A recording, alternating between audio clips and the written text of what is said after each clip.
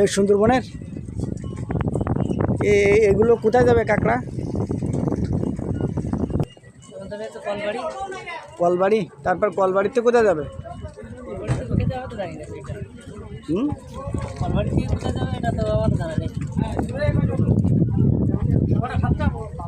এ কত করে বিক্রি হবে কাঁকড়া?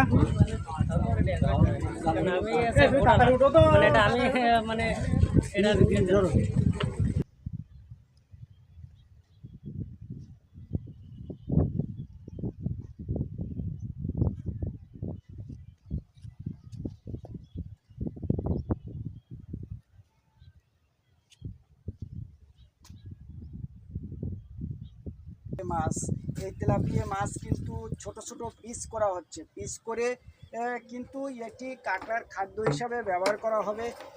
যেমনটি আমরা দেখছি এখানে মাছ কিন্তু একটি কাঁকড়ার খাদ্য 3 দিনের একটি খাদ্য হিসাবে ব্যবহার করা হচ্ছে।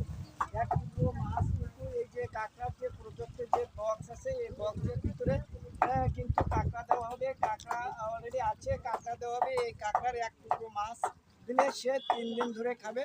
এভাবে 15 থেকে 20 দিন এর মধ্যে কিন্তু কাঁকড়াটি হাড় থেকে শক্ত থেকে নরম হয়ে যাবে। তখন খোলস দেবে, খোলস দেওয়ার পরে কিন্তু এই কাঁকড়াটি বিক্রি করা যাবে।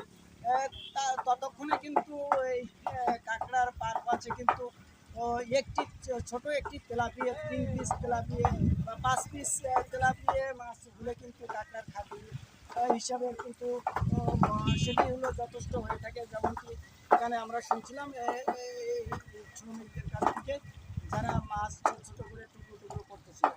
যাই হোক, আমরা এই কাঁকড়ার প্রজেক্টে এসে অনেক কিছু দেখলাম। এ ধরনের প্রজেক্ট আপনারা করতে পারেন। যেহেতু দীর্ঘ 3 মাস বন্ধ ছিল, আবার প্রজেক্ট শুরু হয়েছে। বছরে 3 মাস বন্ধ থাকে, সুন্দরবনের প্রবেশ বন্ধ থাকার কারণে সুন্দরবন থেকে হাট কাঁকড়াগুলো ছোটো ছোটো কাঁকড়াগুলো এনে এখানে কিন্তু বড় করা হয়ে থাকে। সফট হয়ে গেলে, নরম হয়ে গেলে পরিবর্তন করলে কিন্তু তখন কাঁকড়াগুলো বিক্রি করা হয়ে থাকে। ধন্যবাদ সবাইকে।